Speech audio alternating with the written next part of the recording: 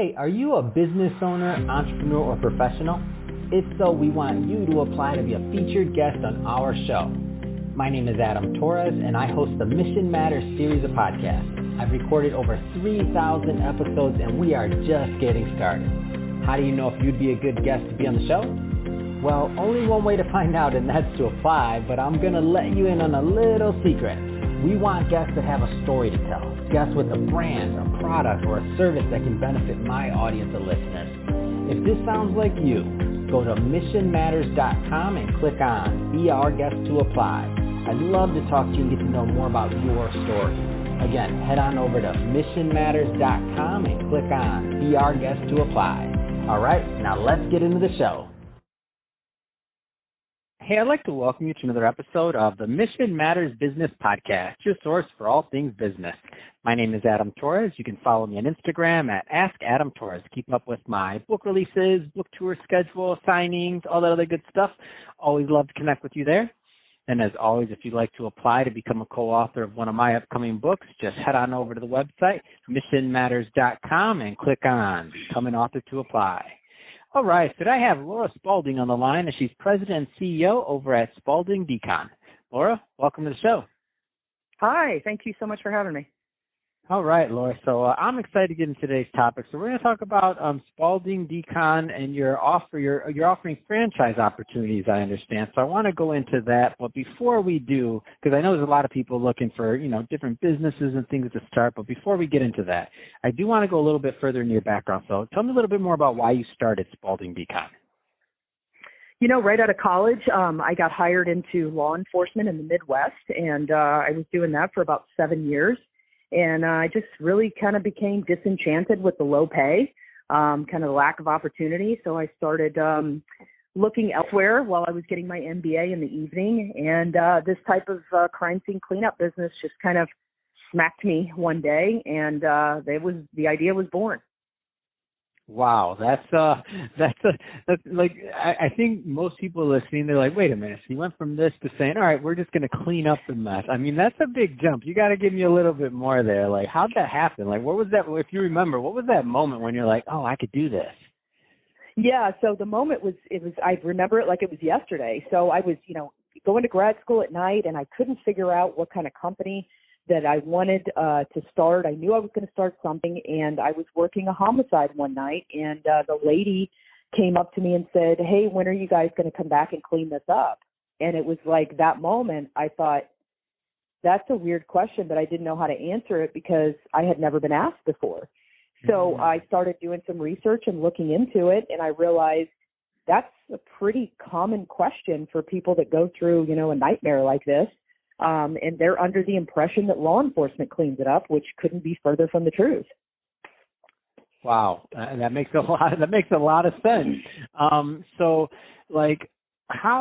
now you have this idea. You obviously launched the business. I want to go a little bit further down the line. So, tell me a little bit more about the growth. So, how did you come to this franchising model and offering this opportunity? Because obviously it's working, and the franchise is something that has to be working. So what made you go take that extra step to start offering the opportunity out to others? It was, again, another kind of happenstance moment. 2007, 2008, during the financial crisis there, we were getting a lot of work from banks on foreclosure-type cleanups. And, the real estate market was just in disarray. And I was subcontracting all of the work that was outside of Florida. And I was just talking to my business lawyer one day, and I said, I'm having trouble with these subcontractors. They're just not turning in their equipment or their photos and their paperwork, and, there's lack of communication. And he said, why don't you just franchise? And I thought, oh, that's probably really, expensive, and I don't really know anything about it. So I kind of blew him off after that. And that was, he mentioned that probably, I think that was about 2010, maybe 2011. And then he brought it up again around 2014.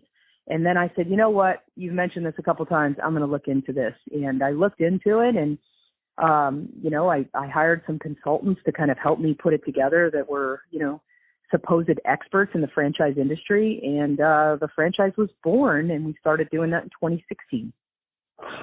Amazing. So I have to ask this question because anybody that's going into a franchise or considering an opportunity, I mean, they want to know, like, what's the money like? So how lucrative is the crime scene cleaning industry? Like, tell us a little bit more about the industry overall. Yeah, so the industry overall is pretty fragmented. You'll see a lot of people kind of doing it on the side, a lot of mom and pop type work. There's about 3 maybe national players that do it as a business, but it's highly, highly lucrative. I'll never forget my first job. I made more in, a day and a half than I made in 3 months. So, wow. I knew exactly that this is definitely what I wanted to do. And, your cost per hour and for what you're doing is extremely high. You're doing a service that other people don't want to do or can't do. So, you can charge a premium for that.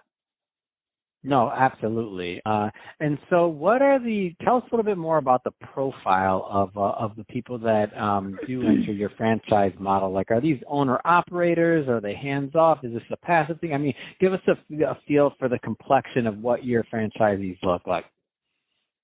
Well, they're very different. There's not, there's not kind of one suit that fits all. We have, a former teacher. We have a deep sea diver. We have a IBM salesperson. Wow. We had a CEO from a food industry. Like, they come from all walks of life. And, I found that they're generally interested in this business because you have a great reward in helping these people get their lives back together after, some tragic event that happened. It makes total sense. And so tell us a little bit more about the model, like how it works and how the application process looks like, be considered. Like, give us a little bit more there, because I know there's people listening to this that are looking for opportunity. Yeah, it's about a 90-day process to get through it. The financial wherewithal is obviously one of them. We're considered a low-cost franchise, being under $150,000.